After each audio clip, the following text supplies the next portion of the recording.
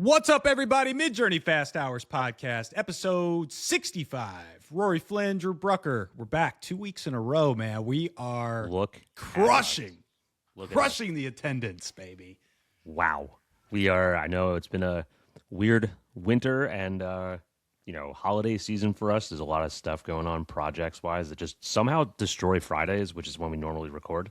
But, hey, we're back. We're hopefully for the foreseeable future just doing this. This stuff's only moving at like a, ludicrous rate. So it's like by the time we get to like when we miss like 2 or 3 weeks, our podcast had to be 5 hours to talk about what happened. So yeah. We try to get this back in on a regular schedule. Sorry for everyone who told their mailmen and their dog walkers about us. I know. I know. They're like, y'all told me about this podcast, and then I never got a new episode, so I'm out. Yeah. Jeez, man. We're back. The churn on the podcast, the new podcast users has got to be off the charts. We'll have to dig into that. Sorry. Just come back. There's not a lot of places that do it like we do it, so it's cool. That's right. I think we're gonna kind of get into like we had an awesome episode last week that I think really, we went into V8 first impressions, talked through some of the likes, dislikes, what we hope to see, kind of thing. I know you had a chance to kind of dig in some more into it since then. So maybe we start there and then we'll expand into some of these other areas. I think we got a lot to talk about. We covered some Claude stuff last week. I think more than we had even thought we were going to do, because I think we were around the hour mark last time when we just started talking about Claude. We're like, I don't know how deep we're going to get. And then we ended up just ripping another 30 minutes. We had some really good comments on that. I think people want to see more of that too. And obviously, we started this with sort of like the Midjourney moniker, Midjourney Fast Hours podcast, right? Focused specifically on Midjourney. We've expanded that into like covering more of the, I would say just like larger culture of this movement, and kind of the other tools that play into the space. And it is all interconnected, right? And so I think like going into these other things is super valuable for people. People have sort of expressed it. So we'll probably spend more time on Claude today as well, get into Seed Dance. I know you had some revelations there. And then we can just kind of see where things take us, Yeah. Yeah, because it's, look, when we started this, there was like there's a few gigs in town. That was it. Midjourney and like Stable Diffusion. Maybe there was Flux 1. I don't know. There wasn't a lot of options out there. And it was like, we'll talk about like a runway like Gen 3 update. It was like, we got text to video. That's cool. Now it's like, I don't even know where to start or where to end. I don't either. Yeah. Creeps, scope creep for the podcast, dude. Podcast creep for sure. That's just the evolution for anyone who's been here since day one. That's where the stuff goes. But we didn't want to be pigeonholed into only talking about one thing because there is too much stuff, and you guys are all probably on the same trajectory as us. You're not just like, we can only use one tool. You can use them all now. We all have stuff to get done. So, hey, that's what we're doing, getting stuff done. All right, Rory, tell me, what has changed for you with Midjourney since last week? I think you were telling me you spent a little bit more time in there. Like, anything new sort of surface up for you, or what were sort of your observations? I would say that a few things. Number one, I started doing like a little bit more expanded ambiguous prompting, meaning like, instead of just like we were doing, I think last week we were doing war criminal. It's like, let me just add like all the crazy things that I can think of from my head and just dump it in here and like no structure or anything. Stuff was coming out much better. Mood boards stabilized for me a little bit. I was able to use multiple mood boards. The one key thing I found with, not getting crappy output was just like screw the V7, V8 combo profile and just start a new one. I just started new ones. I just went and spent. The good thing about this is now for training. It doesn't take as long now either, right? It's quick. It's really quick. And it can just like scroll, hit, scroll, hit, scroll, hit. It's like not yes, no, yes, no. It's like such a better experience. Yeah. So it's quicker, but like as soon as I stabilized those and just started using those exclusively, like everything got better. Less freak outs, less like why is this not even remotely close to what I'm looking for? So yeah, I would just say that's a recommendation because then my mood board stabilized from that. and everything. I think that's a good one. I think that's a good one because like I don't see, and maybe people do it. People just don't talk about it if they do, which is I don't know how much time people really spending with the personalization profiles, and that to me is something you have to spend a good amount of time. It's worth the amount of time. You mess with it one time at a really deep level, maybe one or two times, and you're probably good. You know what I mean? So spend the time to do that. I mean, that's really one of the primary factors of getting results that you like and good quality results. And so, rate more than they recommend, just keep going. And again, to Midjourney's credit, the way that you rank these now is just such a better experience, right? Like, I mean, just sitting at the hotkeys of 1, 2, and 3, and then just like go through 10 and not clicking anything, you're just like, oh my God, this sucks. But so if anyone's not familiar, this is what it looks like now to choose your personalization code. You can just be like, all right, yeah, I like this one, or I like this one, I like this one. It's so much easier. You can put it in the, in the 4 column, the 3 column. To me, this is so much faster and better. And it's like, all right, I can see stuff also in relation to other things instead of just like the 2 pairs where most of the time you get to you'd go through like 10 that you didn't like. And then you'd be like, all right, here's a 2 pair. And it's like, okay, I like both. And then I can't pick. Yeah. Like, yeah. Oh, God. So it's, that was just the one thing. But I was finding, I was getting way more of like back into what I was trying to do, which was like this sort of, really Cool. weird, like digital realism kind of thing. And like getting great texture and just like great depth and things that I was looking for. Like there was just, to me, this week was more so like I was getting stuff that I was looking for. Like these types of sort of really more abstract, but like with the realism baked in, which is sort of how I like things. Really just looking for, again, like the Midjourney things that other generators can't do. Like again, that's sort of what we've always been looking for. Like this one got me. I was like, that's cool. Like I'd be, this stuff to me, like I do a lot of presentations, especially a lot of like stage presentations and things like that. And it's like I like to throw stuff in there that looks like this, so people are just like, what, maybe like a little bit of like uncomfort, but like, what's he talking about? Like keep the attention versus like a big page versus text. Like when you see that come on there, or these like cracked quartz faces that I was doing, like getting someone's attention with something like this, or like that, where it's just like, well, that's weird. I haven't seen that today. And basically just going back to the same reason we started using this stuff, right? Like why, like this one got me the other day. I was like, oh yeah, cool. Like I like that. Like that makes me feel weird. Is like, this, hey Rory, is this with a mood board or no? This one is just my profiles. Okay, just your profiles. Can you show the prompt too? Because I want to see kind of again if the structure or coherent, like what you put in here in terms of what that generated. Because again, like going back to the jump from V7 to V8, apparently just a little bit less magical and blah blah blah, and more natural language or even structured prompts, which I think somebody was saying, why did you guys just use worker mode? It's like we're trying to show quickly, that being nerfed a little bit. Like we've been talking about the templates or the structure for a long time, since the beginning. But I'm just curious, how something like this worked out for you here. So this listened to me. The 85 mil, I thought that was pretty good. Like the tacky sharp with a little bit of like drop off. Had half her face is chipped quartz, half her face is natural skin. Well, this is also a variation. So if I was going back to the original one, this was the original. Half her face is chipped quartz, half her face is natural skin. Nailed it.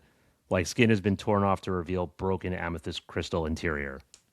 Yeah. Like it's listening to that. Intricate face immersion. So it was like I wanted it to be not like an overlay, but like sort of like part of the whole thing. Jagged quartz, sharp rippled textures. It's nailing that. Blending with contrasting large and small chunks. We got the large chunks, the little small chunks. Detailed skin texture. Got that. Harsh flash equivalent. We get that. And I just always like to throw intricate details in there for that. It just seems to trigger everything. So yeah, coherence-wise, I mean, this is a hard prompt to nail. Like for example, I ran this on the other ones, on the other platforms. Let's see if I have this here. That is just for an example purpose. Yeah, which one are these? What we got? We got Nano. I think we got Flux. We got Recraft, and I think this might be, it's either Gemini or something like that. I forget. Again, like you can tell what the difference is here, right? Like this one had the most sort of like special sauce to it, if that makes sense. Like the most like creativity baked in. But it's not this. Yeah. It's good. Like that made me, like I said, that made me like feel something. Like I was like, oh, that's cool. You know what's interesting is that prompt too. So you didn't specify a background, but the 85 mil I think is defaulting or communicating that this is maybe a studio shot, which I think is sort of interesting, right? Because most of these have sort of that plain studio background. Yeah, it's kind of an interesting observation there. Like I said, it's once I started like going back down that rabbit hole, it was like, okay, like this works, like this is, I just need to change my profile codes, right? Like I just needed to. Yeah. This one I thought was interesting that I listened. That feels like you. That feels like some of your stuff that I remember from 5.2.6. Exactly. Split down the face in the middle, spread like a V. I was like, all right, well that works. Yeah. Revealing intricate gears, chrome metal part interiors, wiring, pistons, micro tech, like technical components of an exploded product view, yet artistic portrait style, harsh flash equipment. Like I don't know if I listened to the last portion of that, but sort of got this. I would probably edit the corners here and immerse it more, but that's when it started sort of like, oh, okay, let's try to push that a little bit. How far can we take this, right? And then it's like, you start adding, I think I have some style references in here where I started adding some different style references to make it a little bit more like this one I thought was just fucking cool. Like, I don't know why. Just like, it's so strange and off that I like it. Yeah. Like I like some of this imperfection that comes through with some of this stuff. And again, like, like this one, so weird. I miss this stuff, which is why I come back. I miss like getting these weird outputs that somehow feel like you can do something with them. But yeah, I mean, that's just basically what I've been playing around with here. Nothing mind shattering. Like this stuff, I like this, like this makes me feel happy that I can do this again. Because if this was gone, I was like, I don't really know what else to, like, this is what makes me push the button. This is what makes me push very strong, very subtle, remix. Let's try that prompt again. Let's add, style references to this. Let's like sort of just go with it. But, that's just, I think where I've been with it now. It's just, let me just have fun. Like I just want to have fun. There is an interesting note here. And, coincidentally enough, I didn't make office hours this week. Now I did see, David put out something about, and I think I sent you a text about this, but it was like, we're working on like a different version of V8, right now. I think they heard the noise. I think they heard the fact that, if you're going to release a new model, people have been waiting on for a year, and then it goes into alpha and it's still not, hot right out of the gate. Kind of like what we were talking about. I mean, it's just they probably can't operate like that in the future. I mean, that may have worked early on, but you can't do that, I think, at this point. But now I'm reading sort of these office hour notes. You might find this interesting if you haven't already heard this. So there's an upcoming model considered V8 beta, but it's likely to be named 8.1 to simplify naming. Internal testing shows strong positive feedback overall. Expected release early next week, Monday through Wednesday. Final, no, I'm not going to read that. Goal, no, it doesn't matter. 8.1 may have edge cases where it performs worse than 8.0, but not significantly in most areas. Plan is to keep V8 available for around 2 weeks post-launch. Encourage users to compare outputs and report regressions. Long-term, 8 will be deprecated, with 8.1 serving as the main model. Why even release 8 then?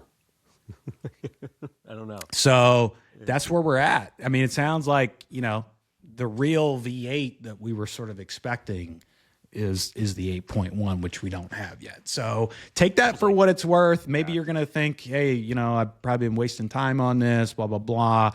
I never, and I don't think you do either, look at it that way with these tools, because there are lessons to be learned, whether it turns out to be a good thing or ultimately fails, right? There's something that most of the time, more than one thing that you can pull away from that has valuability, that stretches on to the new thing or in some different way. So I don't know. I just read that. I was like, okay, yeah, we should probably let people know about that. I wasn't sure where they landed on it. And so sounds like we could have 8.1 as early as next week. And so we'll see what that's about. And also, is that going to land on the regular site? Are we going to get that just, do we have to go to alpha for that one? Please let's just go to Midjourney, and it's available there. Again, I think you're with me on this, but I think we can't really run those type of experiments at this point anymore, right? I think those days are done. Just gotta be a little bit more polished on the new model releases. The features, it's like whatever.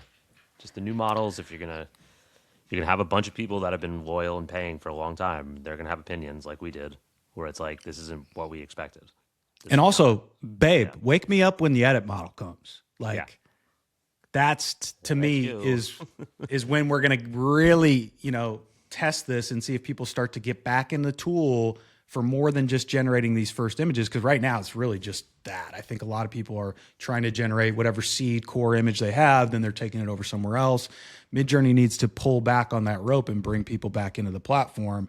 The edit models, how good are they going to be? They need to be damn good. You need to get the text, I think you need to have that aspect of not only the editing, but things with the text and the composition of the text, right? That Nano Banana Pro and 2 have really figured out, because a lot of us, you, me, people listening to this general space, they're using this for real work now. And, you kind of need the coherence and intelligence level to really be there and the consistency to be there. And like we said, for text, that doesn't have to be product.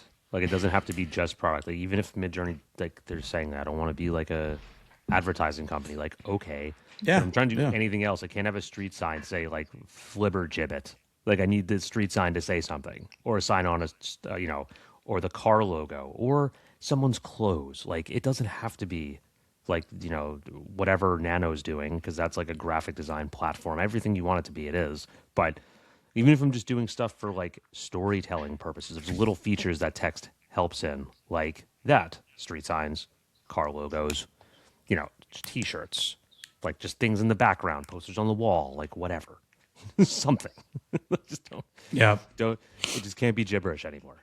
So that was passable 2 years ago, and now it's people see it even more, and they're that's unless you just want to be doing what I'm doing and doing, robot face quartz broken head portraits, then people can be like, that's obviously AI. There's other people that don't want to do obviously AI. They want certain things. But yeah, I think that's pretty much all I got on Midjourney at the current moment. Yeah, but I think that's fair. I mean, let's see what happens next week. Let's see what comes of that. If it happens, when it happens, we could, sort of dive into that later. But let's go to let's go into Claude. I think we got a lot of people that were really interested in some of the stuff that we were talking about, are obviously going through their own experience with this. There's not really a playbook, for this stuff. I mean, this is why I think for a lot of us right here, it's kind of the sweet spot, right? We like sort of having the new tech available and the possibilities available, and let our curiosity and sort of the trial and error kind of part of it run its course too. There's some fun in that. But at the same time too, I think taking myself back to when I really started going deep into it, I mean, there really is not a lot of playbook. I mean, you could go on YouTube and look up somebody, here's the first couple things you should do in Claude. But honestly, I think I even go back to some of the things that I read and heard initially. And as I've gotten deeper and deeper, and then, kind of figuring out the optimal way to, it's those aren't even the best ways to be doing some of this stuff. No one really knows. I mean, there probably are a select few people that really know, but point is I think like we all are kind of experiencing this in a different way and trying to set it up, like we were talking about the skills and the plugins, like, should I install this? Should I not? Like, what do I do?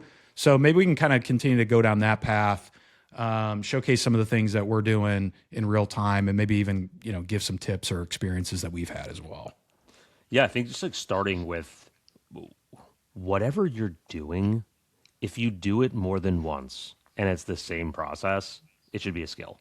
Like that's basically it. Like that's not basically it. That's just like hard rule for me. If I do something and it can be done again and it's going to be done more than one time, then skill. Sometimes I learned the hard way early on. I was building skills for things that maybe weren't replicable. I was like, oh, this is cool. I just build a skill and never use it. Yeah. I've run into that too. Like, yeah, for sure. I was like, oh, this is sick. I should build this. And then it's like, there's no point for that. So I think it's like I've had like a exercise in like organizing my own operation as to like what I actually do. Cause I remember sitting to myself like 6 months ago being like, can I automate anything? I don't think I can because it's like everything is so random. But I was like, maybe that's just because I'm random and I'm not structured enough. So, gotta have Claude like structure you in a way that's like, here's what you do all the time. Here's how you can do it better. But that was sort of like the big learning for me with skills early on was, like I don't necessarily know what a skill. Like I was treating a skill like a custom GPT, which was like not the right way. Yeah. I don't think it's more so like a full process than it was just like here's a custom GPT that answers one way that I want it to answer every single time. Right. Because you can work between multiple different tools. You can work within multiple different context sources. Like it just depends on what you're pulling from. I also didn't know that Claude code skills were different than Claude just like regular skills. I did not know that for the first like couple iterations like a couple months ago. And I was like, why does Claude Code not use any of these skills? And I'm like, I have to build them specifically for Claude Code. So that's what I'm saying. That's what I'm saying. Like a lot of this is just trial and error. And then, there's almost the fear too of like, did I like do this right? Like, did I leave things broken and kind of, do things the wrong way, setting it up? And now do I need to go back and audit it? I mean, I think that this is something that I think everybody should do because a lot of it at first was us really trying to figure it out. If you didn't make any mistakes, you're not human. So I think it's just like one of those things where have it audit things that you've created in the past or every so often. Like, again, that could be a scheduled task that you create, because these files can degrade or, you do things differently now and it's not taking those things into account. I mean, there's still several things that you and I were just talking about this before. The consistency of it, I think you and I are both getting like a little bit worse results this week compared to last week and maybe in the week prior. And, sometimes you got to reiterate things 3 or 4 different times. Or I have set up, workflows or connected chain sort of things that happen, right? You have two where it's like, it didn't follow at that time. And I recognize, I'm like, why didn't you follow it? Just like you were telling me. And it's like, well, I just forgot to read it. And it's like, well, why? How can I never have you do that again? So, there still are some of these like inconsistencies and voids that exist. I think the audit thing is critical. And I think to your point, like, maybe even where I think one thing super valuable, maybe super obvious to some people is just the Claude MD file. That wasn't really like that wasn't something that anybody was really focused on with anything with GPT, like, right, with ChatGPT. And, you had your custom instructions and this and that was really all the things that you had, right? Whereas there's just so many different layers to it where it's like, you still have sort of like these user preferences in Claude, but that shouldn't be this deep, dense documentation. That should be reserved for something like Claude MD file. And so, that maybe that's a good reminder for some people here. Spend some time on the Claude MD file. If you're not sure what to put in there, ask it. I mean, like, I think things very simply like who you are, what you do, the type of work that you do, the things that you work on, the projects that you have, words that you like, don't like, the way that you write, your bar for quality, blah, blah, blah, blah, blah. Like all that is good, but ask it, and spend a lot of time on that, because that's where everything is starting from with all of your, future chats, right? It's pulling from the Claude MD. So, if that's not something that you've revisited in a while or spent a lot of time on, I would highly suggest starting there. Yeah, it also kind of like depends on what you want to do with it, right? Like, I think that's it. Like, some people like to write with it. Some people like to run their whole business with Claude. Some people like to run APIs through it. I use Yep. it for a lot of different things, but it all kind of like that's the problem. I'm sure a lot of people are feeling this. Is just like it's so hard to define yourself and what you do when you want to do everything with it and ever change with it, because then you always have to change everything else, right? So That's, that's dude, well said. Well yeah. said. That is like a So, constant thought for me. I'm glad you said yeah. that. Because you don't want it to be. It's like the same thing with like Midjourney personalization, right? It's like personalized to me, but if I ever want to do client work that's not my personalization, then it's like I have to turn it off and figure everything else out, right? It's the same idea with Claude, which is why everything, just like a good process that I use for if I'm building skills or any sort of workflow or anything, it's basically like just take what we just did and like abstract it down to minimum viable quality, meaning like take all like the really specific stuff out, like anything that's related to a brand, product, whatever. Like how do we just like look at the bare bones of this workflow and then build it back out to be more robust, but like not necessarily like, for example, if I ran like forensics on 500 images, right? And then I'm like, oh, I want to take all that data and then turn them into system prompts, right? Like the idea that I would do this for, if I was doing this for a car brand, right? All the data that would have been input would be like car brand and all the little things in the system prompt would be related to like car photography. But like the idea is I don't want it to just be for car photography. I want the Yep. process of extracting from large set of data, creating system prompt for any set of data, right? So then it's like, okay, I have to take all of that into account, because if not, then everything is just so narrow. You can only use it for car photography, car system prompts again, right? Like it's just, you have to sort of like, in that mindset of like, how do I make this sort of like a, to think about skills like now, which is so weird, man. Like the Matrix is so on point with everything, which is like, remember when in the Tell me more. in the first one when he plugs in and he just goes, I know Kung Fu. Like Yep. that's what a skill is. Like it's just Yep. like upload, I know Kung Fu. Like that's Yep. how I'm trying to, but that Kung Fu has to be for everyone.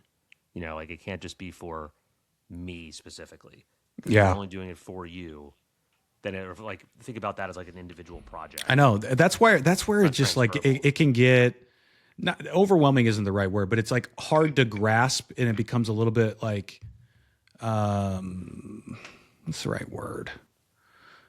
It just becomes like a little bit like intangible and like hard to grasp, because then like in that sense, right, you start thinking about the things that you're thinking about, and then your mind starts going in, oh, well, there should be an avenue for this and this and this and this, and then I have to make sure that are all connected and blah blah blah blah blah, and did this override or contradict anything I've already got set up? And then you go through all those motions, right? Like there is a lot of back and forth, reconfigure. Like I don't know about you, but a lot of the time I'm spending, especially in the last 2 weeks, has just been around auditing and optimizing things I already have done, that I've already set up, right? Like, I was telling you about like that Go system, the writing system the other day. And it's like, there are a lot of files that go into that, and each file is really deep. And if I change something, how does that affect something, right? Like if I add, 10 more, post structure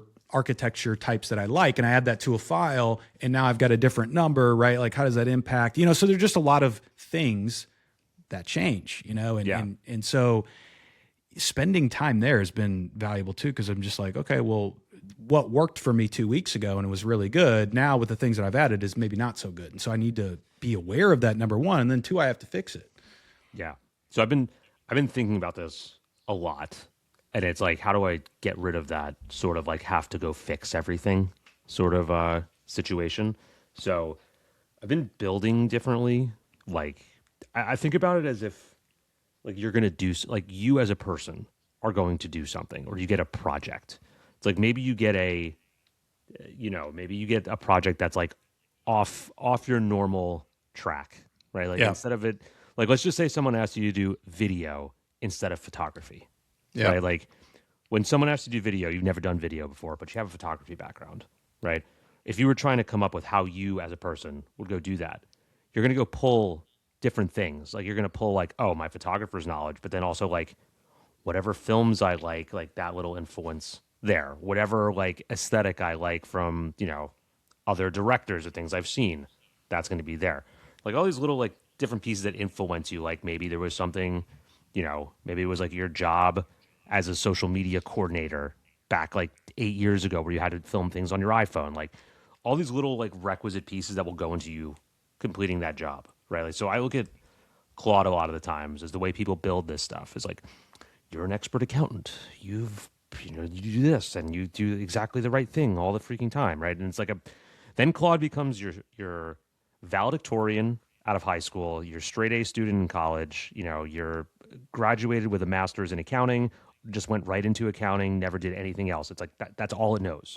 So it's like there's no other, it's like not reality. Like if the reason we're so complex, right? It's one layer, right? Like Yeah. you're acting. If you just do that, it's a universal global experience.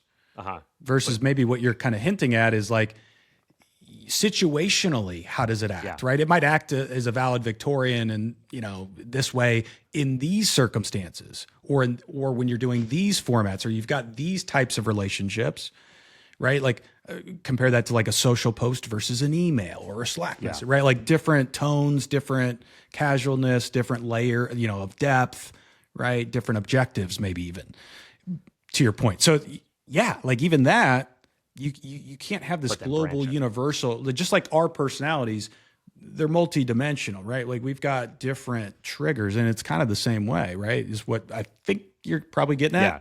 Because you react to things differently or approach things differently because of your previous experience. Now, like me, there's certain things like when I take things from when I was a bartender. Like no one's going to tell Claude to go act like a bartender when figuring out how to write an email, right? But like I'm pulling from that because that's some sort of like patience, like how to figure out how to upsell people, like how to like make sure people aren't getting too drunk but keep them entertained. But like there's like this whole little like ball of knowledge there that you're not tapping into with AI, which is like the like sort of creative layer.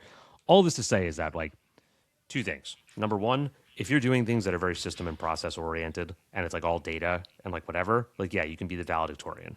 If you have to do creative stuff, like you need a little bit extra spark for this, or else everything will be 100% like flatlined, exactly the same. So, like I've been building instead of like these rigid sort of pipelines, like do A, B, C, D, like, and you do this every time, and this is how it works. And if something changes, then I have to break the whole thing. Whereas it's like I only talk to like or fix one thing, which is like my sort of orchestrator. He looks at the project and says like, oh, what skills do we have that I need for this? I'll pull those in and use it for this project.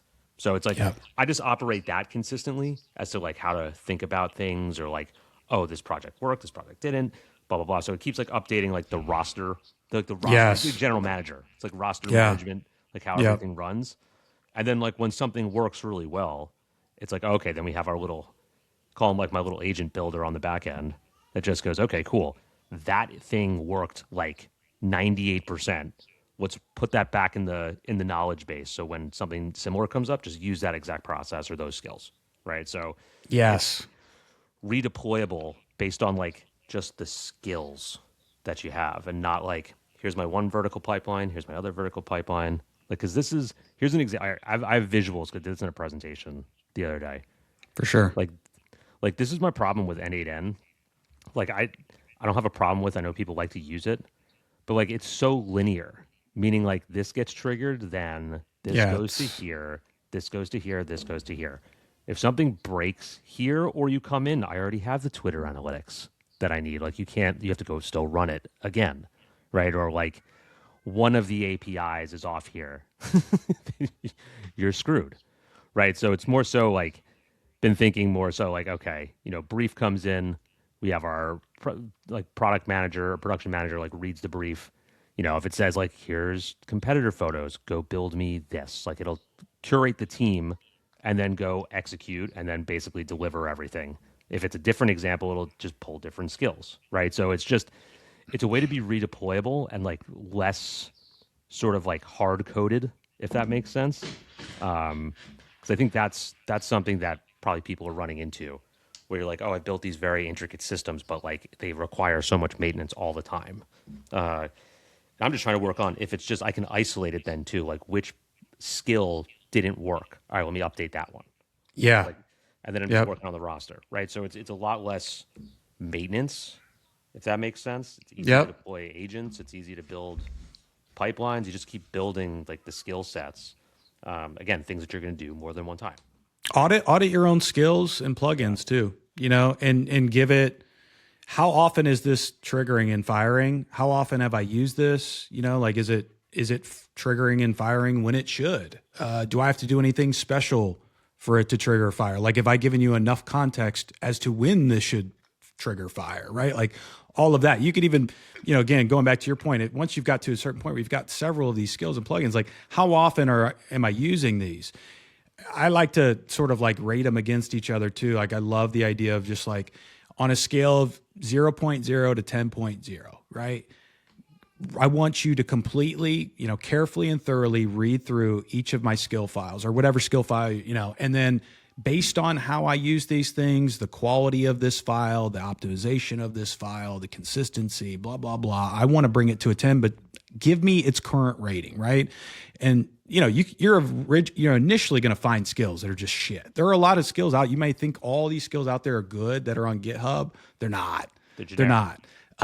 And you can, this is where it's like, I kind of call this like the skyscraper technique. Takes me back to the SEO days, but it's like, if you find a skill in theory that is good, that is relevant to you, have Claude go through it, grade it. What would be essential to elevate this to the next level and build on top of it to make a better version, right? Like so much of this is the skyscraper thing. Like with SEO, that was the approach from a content perspective, because you're like, how do I rank number one? Well, there was a long period of time there was like the best strategy was to go through and see what ranks on, the first 5 results, go through each of those, what content do they provide, and then just go even harder, like provide something that they don't in addition to what they already do, right? Skyscraper tech. Now, like that to me is a good play here with the skills and the plugin stuff too. It's like, you don't have to just take someone plug in and play. You could take the best parts of it and build a better version, right? It's like you're trading parts, and you can build custom skills because you might also have skills that overlap or contradict each other. That was another thing that I ran into. It's like, I've got 4 skills for this. It's only running, 1 or 2. I probably don't need these other 2, blah, blah, blah. So there's a lot, with these sort of like files that really is kind of like this new thing that a lot of us are running into versus maybe originally what we were doing on, ChatGPT and so forth, right? Thinking about it a different way, right? Like it's like these little project folders of knowledge that just like tell people what to do. It's like an operating system that you have to build. But like, the one thing, my favorite new skill, this one I built this week because I was like, this is great. This is like the best thing that's ever happened to me. Okay. Like I build a lot of stuff. Basically my job is building system prompts now, right? Like if somehow this is how I ended, this is where I netted out in my life. But it's like a lot of times what I'm doing is like one input image. I need a system prompt to be able to read that and redeploy it in a million different ways, right? The system prompt has to be super scalable. Sometimes it's like 1,500 lines of code. It's huge. But the one little skill that I've built is sort of like, which isn't going to execute everything. It's just like a way to get me from point A to point 1 to point like 1.7 really fast, so that I can do like the last, 0.3% there, or last 30%, which is called the edge case detector. So basically like it looks at like whatever product category I'm putting in, and then like thinking of all the different like ways that things could be input, so that I don't have to like test and then like I find something else. It's like, damn it, I need to redo the whole system prompt again. Find another thing, retest it. So it's like, here, if like I'm doing jewelry, it's like, well, typically you'd get like a picture of, just the jewelry in its studio. It's like, well, what happens if it's on a person? What happens if you can't see it? What happens if it comes in a grid? What happens if there's multiple products?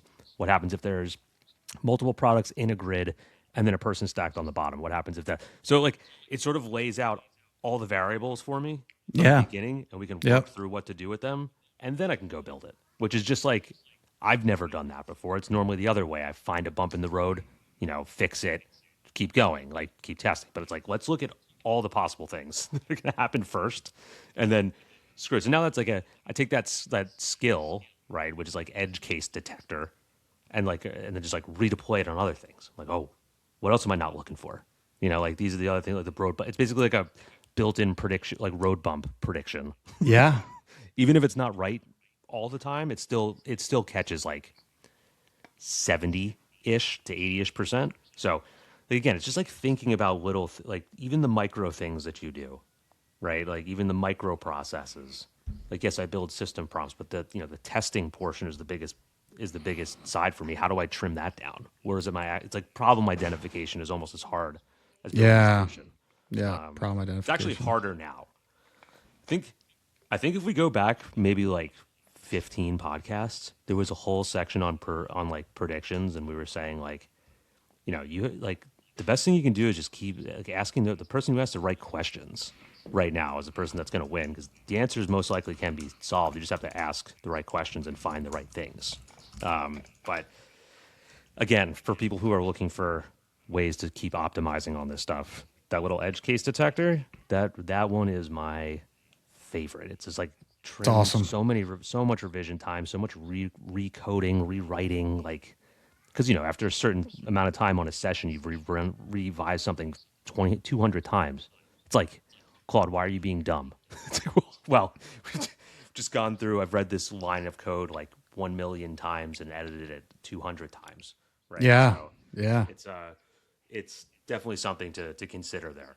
But you know what's there's like another little cool thing I think, again, like like the memory portion of this is interesting too. Like I've started this, I've got some depth, but not to the, like I've only got a few people on this, but I'd love to continue to go down this path of like these memory files on people that I work with, right? So it could be clients, it could be you, right?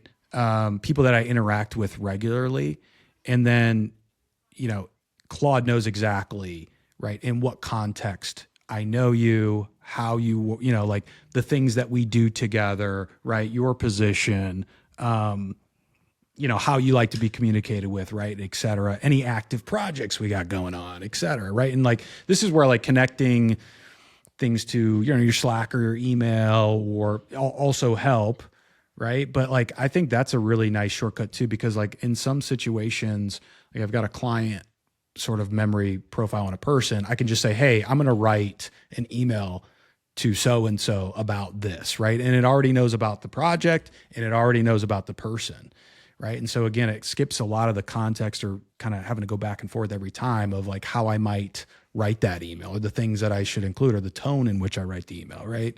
Yeah. And again, like going back to the point we were making of like one just global way to write my emails versus how I might write them to a specific person that holds value in, my career. Right. And so you might take a different approach to somebody like that versus just like any regular email you might send. So, there's just so many of these like little things like that are just super interesting, and are layers in this process. Like the memory files is super interesting. I don't know if I mentioned this last week. This one might be fun for you, but I built a skill that's called my creative analogy engine. I love it. It's just like a way to take like big things and turn them into like whimsical sort of analogies. So it's just, and this can be redeployed. Give me an example. Like what I just did with Claude skills and like the Matrix sort of analogy there, where it was like a plug in like I know Kung Fu, right? Like that's like it's like taking big grand things that we talk about and like isolating them down into like really digestible analogies, which is good for me when I'm which is extremely dude. That's writing. A great point. Yeah, and so that's like a really sales. Simple but smart and efficient use case. That's a great point, right? Because when you get on those podcasts or on the stage, these grand ideas live in our head, and in a lot of ways because we're using them, we can shortcut the process of trying to explain them properly and rationally and with all the details to really, land with the other person. Whereas a metaphor can do that in such a quick way, right? Just in SaaS, for a long period of time, we're the Uber of blank, right? We're the blah, blah, blah of this, right? And it's like just an easy way to almost like create that category that, gives you the foundational knowledge of what you're talking about. We're visual, right? Like people need to sort of connect the idea in their head without me saying like I have an agent structure that operates like this. I would be lost to me. Yeah, exactly. It's like, no, I have a foreman that goes to, the job site or like a general contractor that goes and like, oh, actually I just need a plumber and I need a carpenter. That's all I need today. And then like goes and does the job. Like that's how I operate my agents, right? Like I have a general contractor and he's the one that's like deciding what we need. And he goes and gets them, he manages them, he sees the whole process through, then, reviews whatever was done. Right. So it's like I've always used analogies to my advantage in sales and everything else because I think it's just like the easiest way to get a point across. So it's like, can I just build this? And then it's a redeployable thing for if I'm writing something, like I'm writing an outline for a presentation, or I'm doing some more expansive writing, or I want to like deploy that into sort of like one of the image generation things that I'm doing. Yeah. I need to throw the creative analogy engine in there and see if it'll make like dumb this down to make it like a little bit more visual, or how can I do like for creative advertising, right? Like how do I take big idea and then visualize it, right? Because that's like a great little connector. Because a lot of what AI is missing, right? Like talk about this a lot. Like I can tell it, like advertising. There's like more than just the product or whatever the service that you're advertising. Like if you're just gonna do a pot, like how are you gonna advertise a pot that like you cook things in? Like yes, like AI sees that and goes to pot, it cooks things, right? But like we also go like, oh, you got to go like one layer deeper than that. It's like, oh, it's like communal. Like you have like family dinners, that come from a pot, or you can put stuff in it, right? Like you can just put like this pot could be in your cabinet, and you stuff other stuff in it as like a space saving tool. Like there's a lot of different ways to connect the dots other than just like it's a pot that cooks. Like that's where AI stops most of the time, but we can go a little bit further. So yeah, like, and that's sort of what makes those connections, right? And that's why this is so much different than like data analysis engineering for Claude. This is like we're trying to tie human creativity with tools, which is hard, which gets me into something I'll talk about later on, which is the crazy stuff. But like the real meta, like I don't know what I'm doing, but maybe I shouldn't do this. Maybe I should, kind of thing. But it's tease for you guys to hang out to the end. That's basically what that is. But yeah. It's just I keep thinking like, how do we make this thing more human? Which is weird. Like I don't want to think like that, but it is kind of like, how do I make us more human? How to think a little bit differently, because they already have the process down. Yeah, they can rip through information. They just don't know how to sort of like deploy it the same way that we do, because they're not trying to connect with anyone other than to execute a job, right? Yes. Yeah, it's more black and white, right? Yeah, we're trying to connect with people. Like this has to make sense to another human, right? Like that's everything we do basically that gets put out into the world is not for us anymore, unless you're just an artist. Right? Like everything's an email that goes to someone else that has to get digested by them, or a spreadsheet, or an idea, or a presentation, or like whatever. So it's all for someone else to understand what you're saying and make sense of. So, they're good at doing very, very straightforward things, but when it comes to creative, it's like, yes, that's why every time you prompt for certain things, or like come up with a prompt for this, and it's like, yeah, the most generic thing possible, because that's just executing the job. It's not going further than that. It's not thinking deeper, saying maybe I shouldn't do that. Maybe what's cooler than that? Like it's like one singular vision. But does that make sense? What I'm saying, though? I think so. Like super deep hours right there. Give me the analogy for that. Oh God. Run the skill, baby. Yeah, Claude, if you're listening, dispatch. Hit that right now. Yeah. Do you talk to it a lot?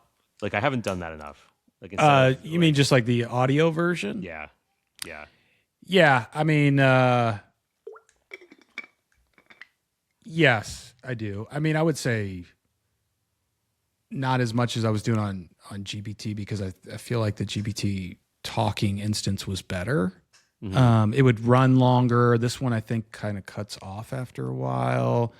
There's another tool I'll use, Whisper Flow, Yeah. which is great. But again, same thing happens. Like there's sort of like a time limit there. I don't know. I mean, it just depends on what it is, probably. If it's pretty straightforward and not overly contextualized, it's probably I'm typing it.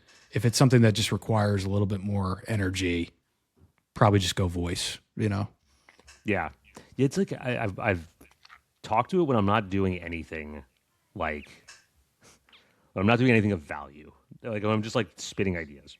If I'm like working on a project, I'm not. I need to like again because I'm always very hyper vigilant on what I input because I'm like I can't if I misexplain this or I don't Yeah, say it the right way, dude, it's not going to get 100%. it. It's too smart 100%. now. It'll like, take that logic and like run with it in the wrong Just a way. perfect example. Subjective words I think Yeah, about a lot. Best. Give me the best. What does yeah, best mean? exactly. Like you have to outline what best means if you actually want to utilize that, right? So it's just like when you get into like describing things, I think I'm always like checking for subjective words that I'm using. There's this long-standing thing that I always go back to. It's just like examples are 10 times better than just trying to contextualize something, right? So if Yeah, you can give it something to work off of that is an actual example or reference, that's great. And then, just like with a lot of the image stuff and stuff we talked about in the past, I think just the negative or constraints that you have are probably more valuable than the positive portion of that.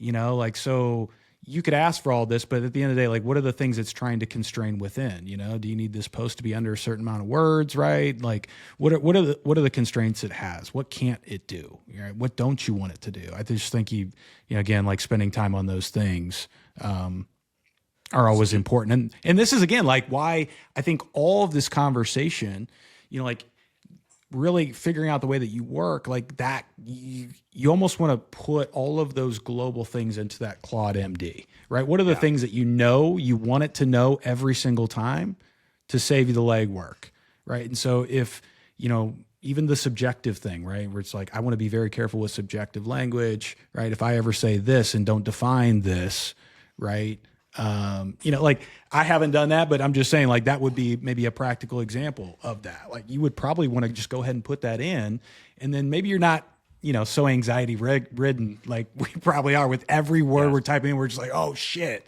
like one word can change this result, and it's just weird, man, because like we right now are so like there's so much fun, and we're so consumed with this that like even times I'm like I'm just thinking in code now. Like things are very binary choices now, and I'm almost like just thinking about how I might explain things, and I catch myself explaining things the same way I might with like with Are Claude, you are you like do you like get nervous about your MD files now? I have them backed up in like 6 places. I'm like this is like everything I operate on now. So like I need Oh, like five I don't different know if places to back this stuff up. I don't know if I've thought of that, but it's Dude, yeah, th- yeah, what would you do if you had to go right, rebuild everything?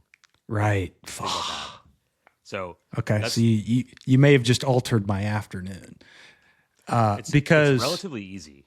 I mean, you can put it in yeah, the I'm cloud or you can put it on, Google Drive or you can put it in GitHub or you can just like, copy it to a hard probably disk or whatever. probably something we should be doing once a month at this point, Yeah. making sure they're fresh, updated. Yeah, it's a good point, man.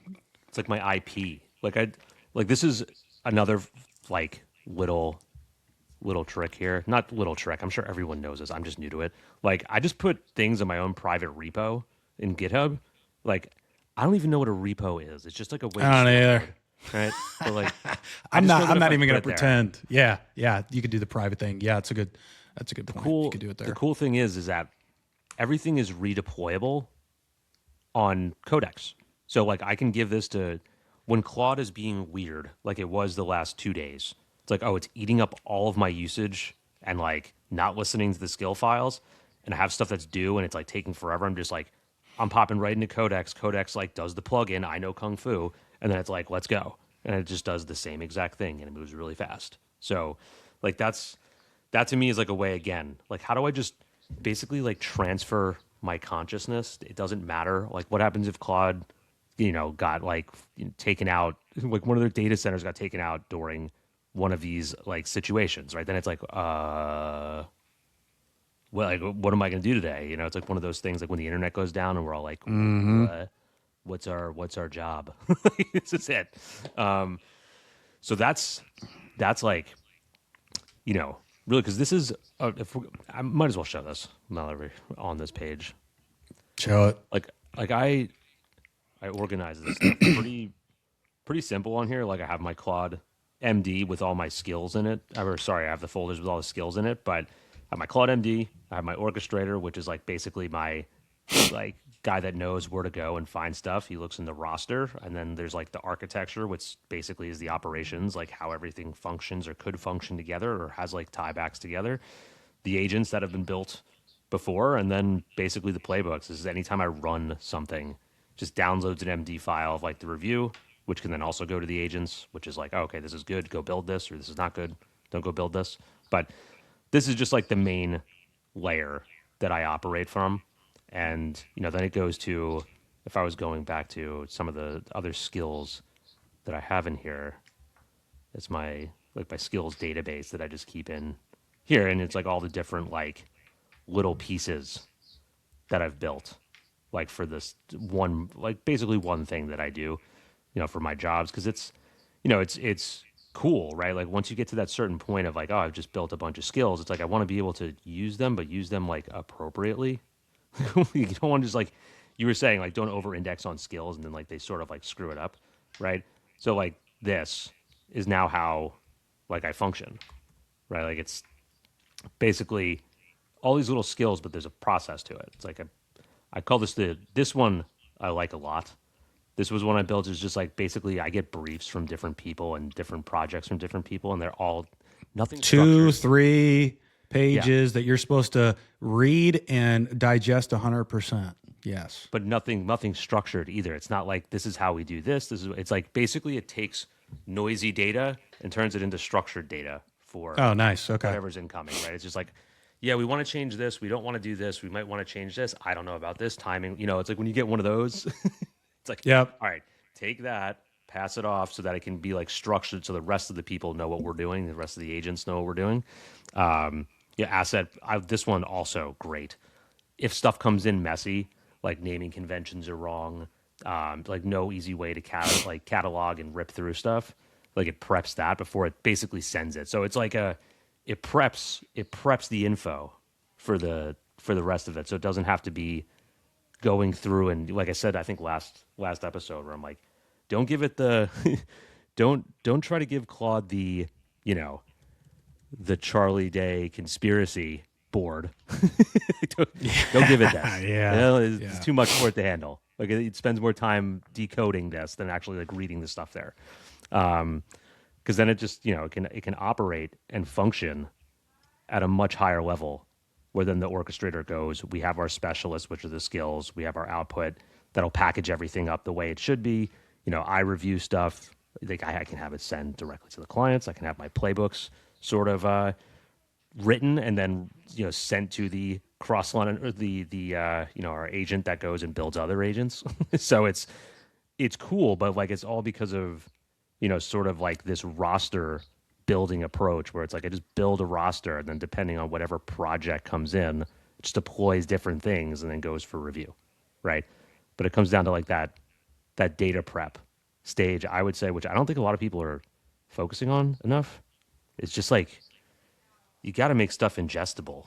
Like it's just like getting bad info on a Yeah. brief, right? It's like I'm like I don't know what to do with this. Yeah. And if there's something bad at the beginning of that, right? Like then that affects everything else downstream. So Yeah, that goes into the edge case sort of skill where I'm like most of the briefs you get from clients or if you're working with anyone, a boss, whatever, they don't tell you all the roadblocks are going to hit. You figure that out along the way. So let's sort of like foresee that ahead of time. Like that's where I'm trying, or at least like have a good plan in place for a majority of them. You probably won't get all of them, but that to me has been like, I look at that. I did like did like one of these when it was done and it worked. I was like, this is good job, Rory. Like you thought of Good something job. that's helping you. I don't have anyone else to tell that around here. My wife be like, Yeah, what?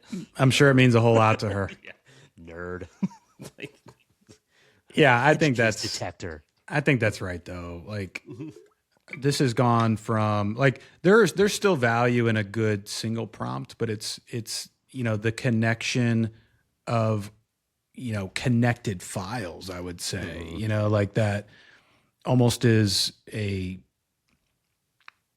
workflow or a pre-flight checklist in itself, right? Like you have to sort of like connect those things is going to do a lot more work than spending on, a bunch of time on a singular prompt that is super deep that you hope nails it completely. I mean, there's still a lot of value in that, but I'm just saying for some of the things that probably require a lot more context and then super specificity in some cases, right? Like they probably should be connected files and assets that it goes through and maybe even a sequential order, right, in order to get you there. And again, it's just like you don't have to worry about perfecting the prompt because it's run this play before, right? Knows what to do. Yeah.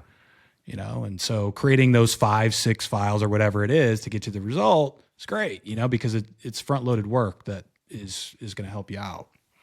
I wish I could have like a more integrated like memory across chat, which is why I'm having it right on basically every single one. Just like, here's an MD file for what we did and like store it somewhere just in case I need to find it.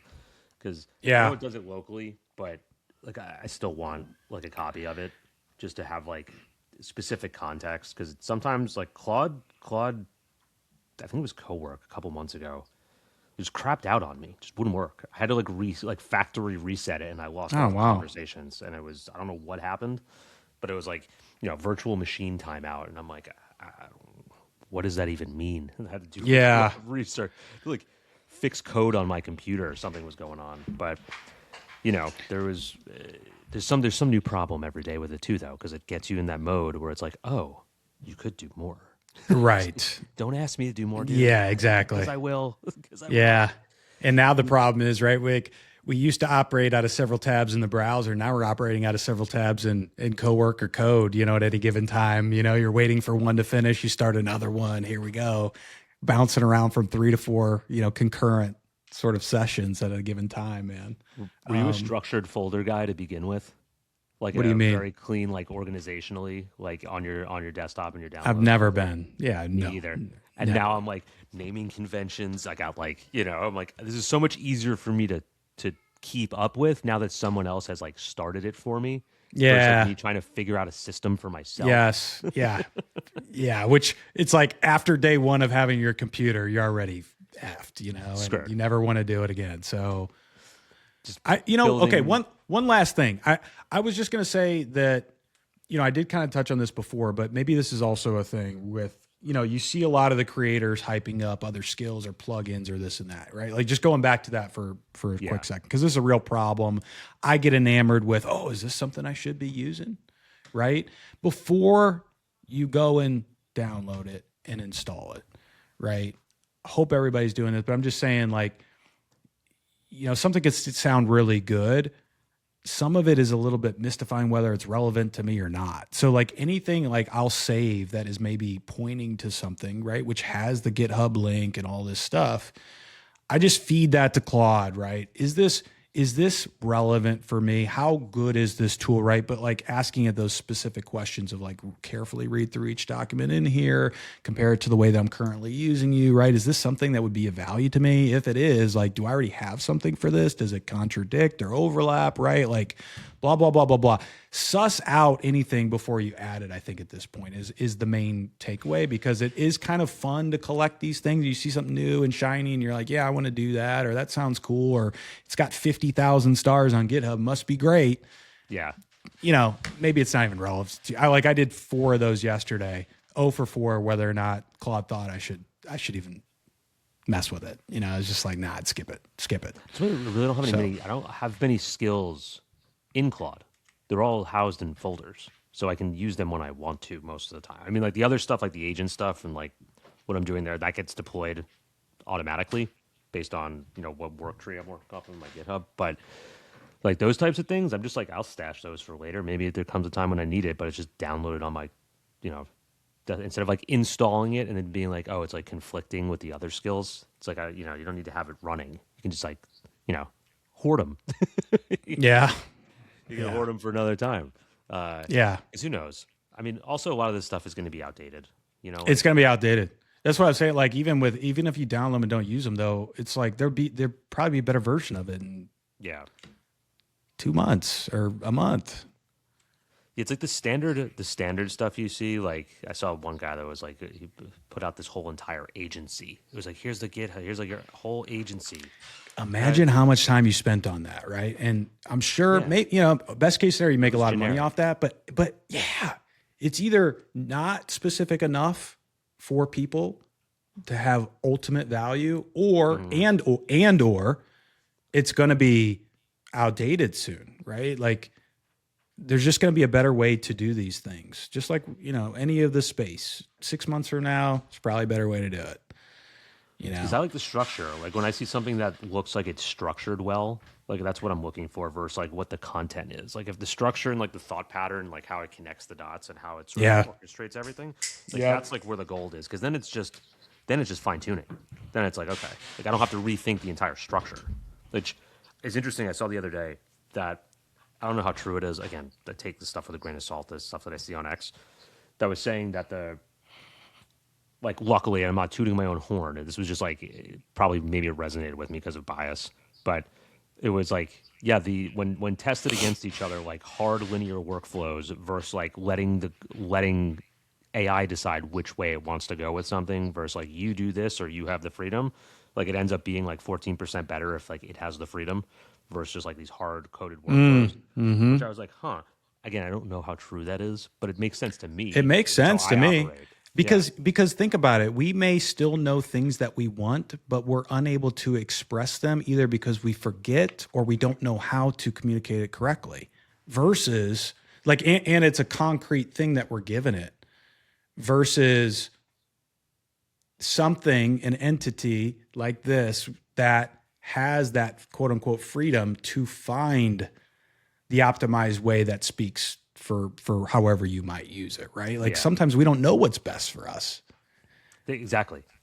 You have to go on a little self-discovery. So I mean, that to me is not surprising at all. In fact, I think the 14% even might sound a little low to me. Yeah.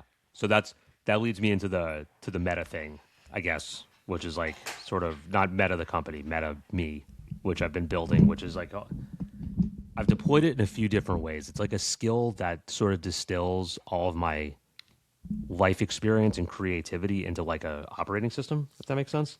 Not sure how to deploy it other than for when I'm using creative projects, but it's interesting because I was thinking if there's a future where this is where we get Midjourney deep hours. If you guys are thinking about this, if like I wanted to work on a project with Drew, but I'm not in the same place and we're not going to sit on the phone all day. If I sent my little consciousness Claude bot with Drew's and then we worked in a space together and then they came back. And they walked into a room almost temporarily. Yes. Yeah. Like my brain, like the whole OpenClaw thing, like sort of set my brain when they all like got released into the wild. I'm like, oh, that's cool because they've all been so siloed to like our little desktop spaces. Like that's where they stay, right? And they're in the cloud, but they come to us. But then it was like, okay, now they go out in the world, they're interacting with other ones.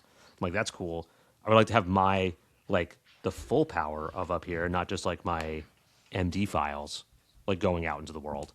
So I've been it's called like this creative intelligence layer where I've been having it like interview me for a month, and it just asks like very broad questions that like sort of elicit response. It's really good. It's like kind of like a therapist where it's like, that's a neat idea. Yeah, that's a neat idea. So it keeps like building like little micro skills and little like micro things from that. Like there's like a, one thing was like the only child layer or like only child like sort of like plugin, if you want to call it. It was, they asked me why I thought I was creative. I'm like, I don't know. It's a really broad ass question.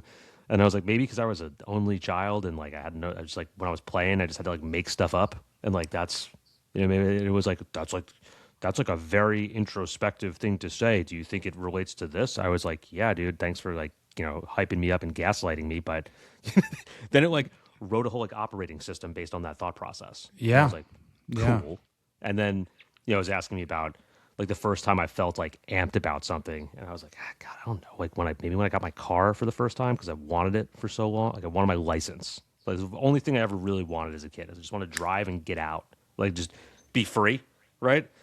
And it like did this whole like dissertation on that and like basically built like little skills and like little thought patterns to like feed into these agents. So if I'm like, if there's certain things that it can pull from that, it's cool. Now I don't know how else to deploy it right now. That's Just to, cool like though. keep No, going. I mean Yeah, it is good though. Like it's pulling the bartender skill out essentially. It's like yeah, yeah. it gets You're that out giving it there. you're giving Yeah, it like the invisible things that maybe there are some breadcrumbs of observations that it's picked up of sure, but you're kind of providing more background, correct. and tangibility Different to some thought of those things, patterns. which is, and maybe to some degree it's analyzing how you're thinking about it. Like there's this layer too. I always struggle with these things where, so, there's all these tests out there, like, Hmm. and of course can't think of any of them, but there's like Myers-Briggs, like these You know, personality things, which as good or, as used as those things are, the thing that always stuck with me as a huge problem is this bias of what we're aware of and self-aware to answer those questions. yeah, I mean, how much are those are aspirational selections that we're making versus actually true objective, responses? Like to me, something like that never values. It doesn't. Those tests don't value that. That doesn't come into play at all, uh-huh. right? In most of those, unless you get into maybe like more of a situational play, but It's so it's just ambiguous. it's yeah, and I guess maybe where I'm getting at is like maybe there's like this element too that's interesting, that at some point this gets to, right, where it can recognize like how fully you're able to communicate something that could be true Yeah. or not But true, right, I've or been like 7 of those personality types throughout my life, though. Like when I was in fluid change. sales, Yep. I'm Yeah. different than when I'm Give doing me the creative. test today versus give me the test 2 years ago. Totally. Yeah. You're going to get yeah.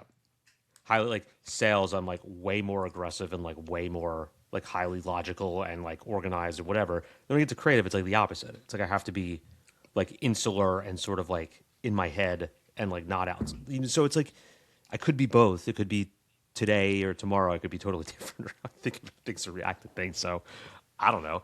I'm just trying to make Claude like me, which is just, or at least Claude or ChatGPT or Codex or whoever I'm using. Just like I wanted to be able to ping ideas around in its neurons the way that I do, where it's, yeah, this is what happened, but also let's pull from something like 10 years ago that might be useful and then come back. Yeah.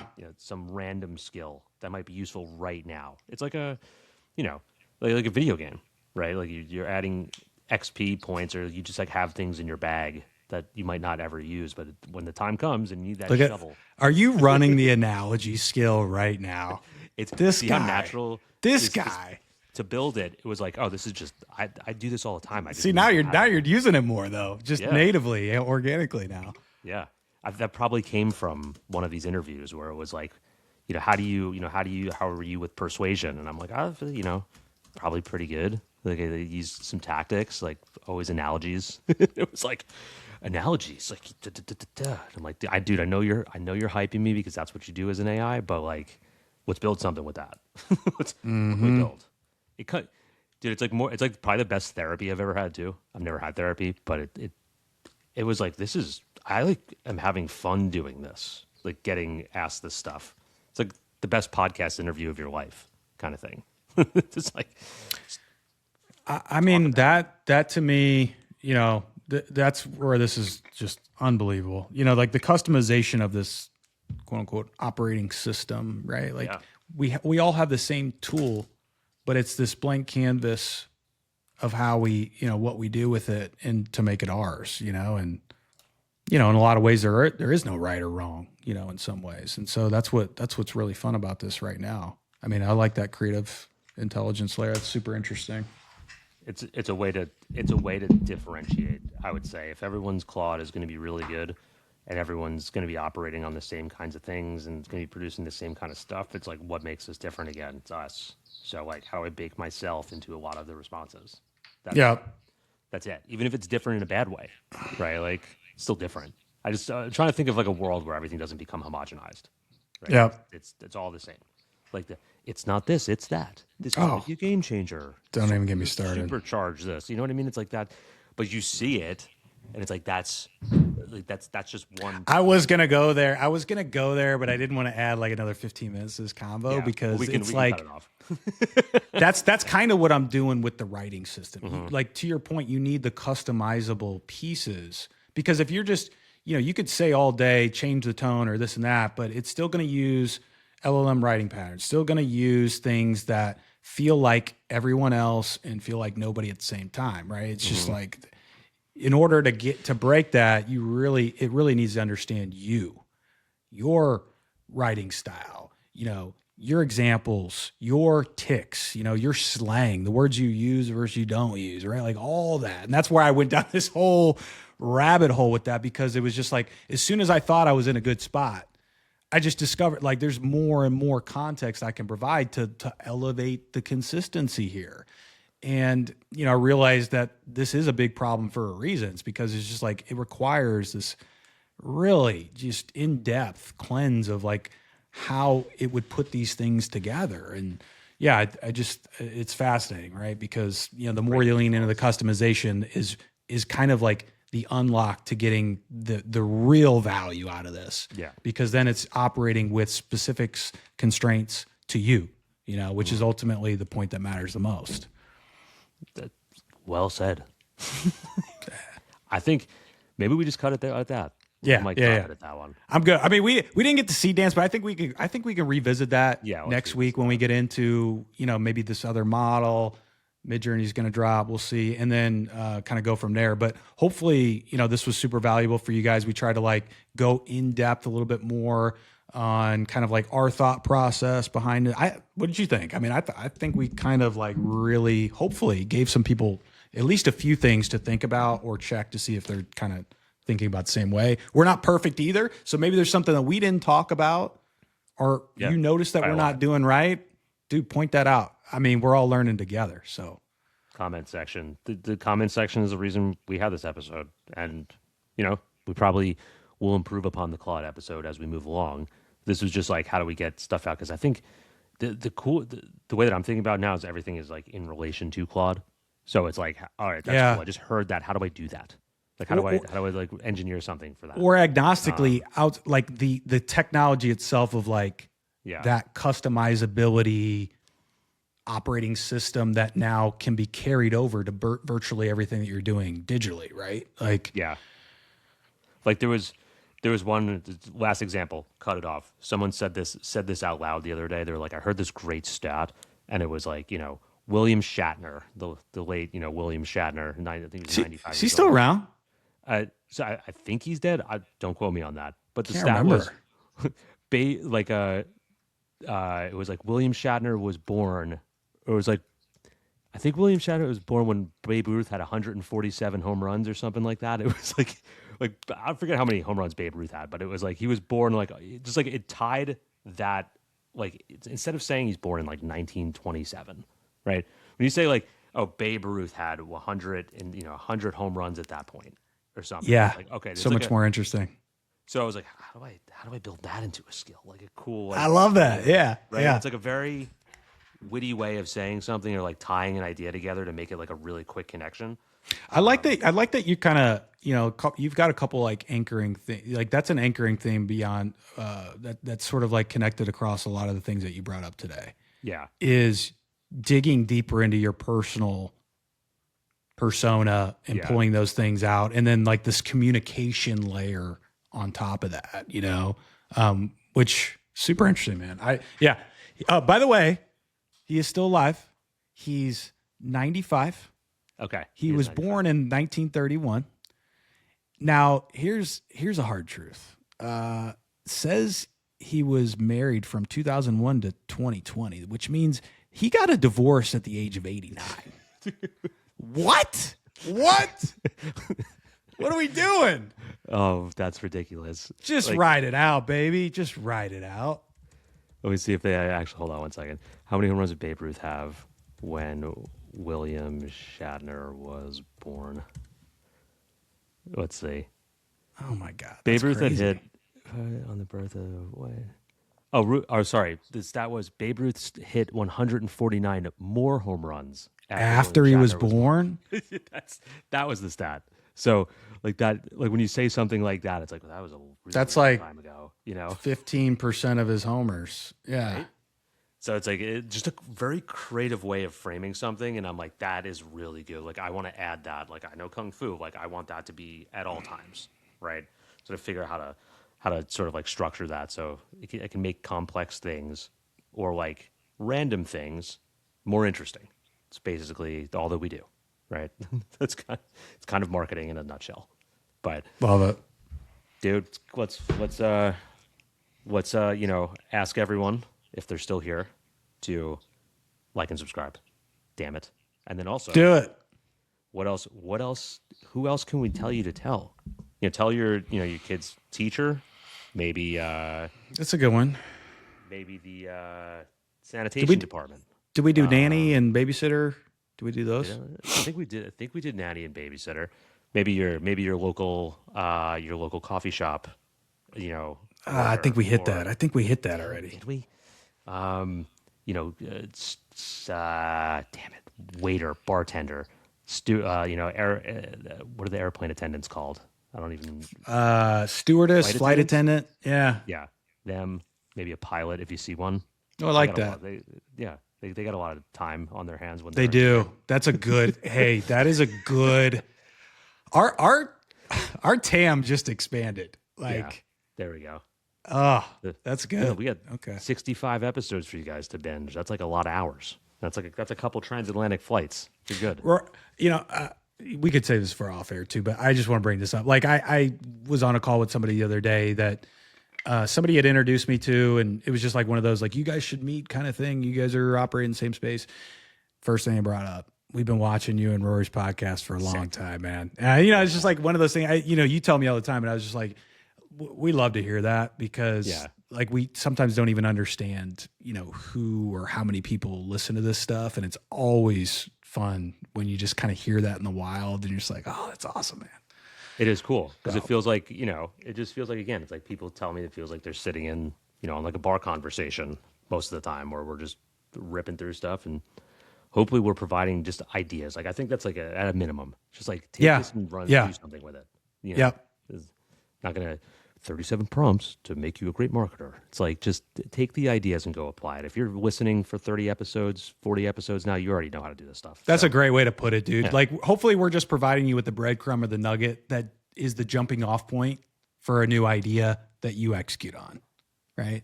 Hell yes. Again, all right, we'll cut it off there. All right, brother. Hey, that was guys, a good way to end. Good to see you. Always glad we were able to string this together. 2 in a row. We got to, one more. They call that a winning streak. Trifecta. Do you know that reference? Major League. All right, let's go. Great one. Yeah, man, this was fun. Glad we got into it, guys. Let us know in the comments what was the most interesting part. If you had a favorite, if you can add something that maybe we didn't think of or didn't cover or that we're doing wrong, that's also a high likelihood. So let us know, and we'll see you guys in the next one. Peace. See ya.